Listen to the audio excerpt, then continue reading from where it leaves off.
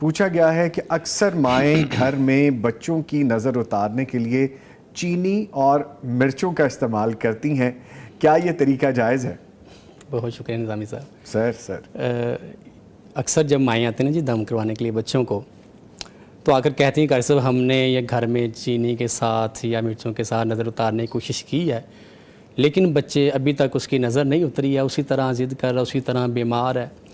تو میں نے کہا جی کس طرح اتاری جی نظر؟ چینی کے ساتھ، مرچوں کے ساتھ۔ میں کہا جی یہ طریقہ آپ کو کس نے بتایا؟ کہتے جی ہماری مائیں بھی ایسا کرتی تھیں۔ اب دادیوں سے پوچھے، وہ کہتے جی ہماری مائیں بھی ایسا کرتی تھی۔ جی کہاں سے چلتی آ رہی روایت پتہ ہی نہیں ہے۔ کیا قرآن و حدیث سے اس کا ثبوت ملتا ہے؟ جی نہیں ملتا۔ کیا دیکھیں نا، ایک دلیل ہوتی ہے جو قرآن و حدیث سے ہمیں ملتی ہے، دوسری لوگ کہتے جی عقلی دلیل ہے، اس چیز کو عقل تسلیم کر رہی ہے۔ لیکن اس طریقے کو جو ہمارے گھروں میں اکثر مائیں کرتی ہیں، یہ طریقہ نہ اسے عقلی دلیل تسلیم کر رہی ہے اور نہ یہ قرآن و حدیث سے ہمیں ایسی کوئی دلیل ملتی ہے۔ اس لیے یہ بالکل لغو کام ہے اور یہ اللہ پر توکل کے بالکل منافی کام ہے۔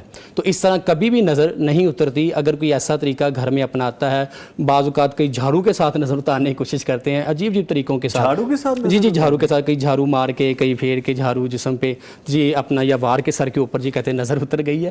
تو بالکل طریقے یہ غلط ہیں۔ دیکھیں قرآن و سنت سے ہمیں طریقہ مل رہا ہے نا نظر اتارنے کا۔ ہم نے الحمدللہ اسی چینل پہ ہم نے بتایا ہوا ہے نظر بد کی کیا نقصانات ہیں، اس سے بچنے کا طریقہ کیا ہے۔ ہم پھر انشاءاللہ مختصر بیان بھی کر دیتے ہیں کہ یہ طریقہ بالکل غلط ہے۔ اگر کوئی نظر اتارنا چاہتا ہے کسی کی، پہلا طریقہ تو یہ ہے کہ اگر آپ کو معلوم ہے کہ نظر کس کی لگی ہے تو اس کے وضو کا پانی لیں، اس کا چھڑکاؤ کریں جس کے اوپر نظر لگی، انشاءاللہ تعالی نظر بد کے اثرات ختم ہو جائیں گے۔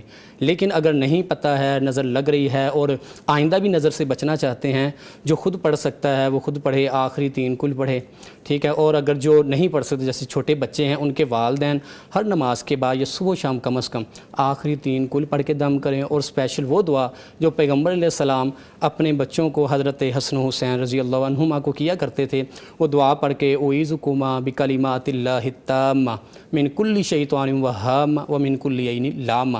اگر ایک بچہ ہے اعوذ کا پڑھ کے یہ دم کیا کریں نظر بد کا صبح و شام، انشاءاللہ العزیز نظر بد ختم ہو جائے گی۔ ہمیں یہ فضول طریقے، اس طرح کے کام کرنے کی ضرورت ہی نہیں ہے۔ جب ہمیں صحیح طریقہ مسند احادیث سے ہمیں مل رہا ہے تو یہی طریقہ ہمیں اپنانا چاہیے۔ ٹھیک ہے۔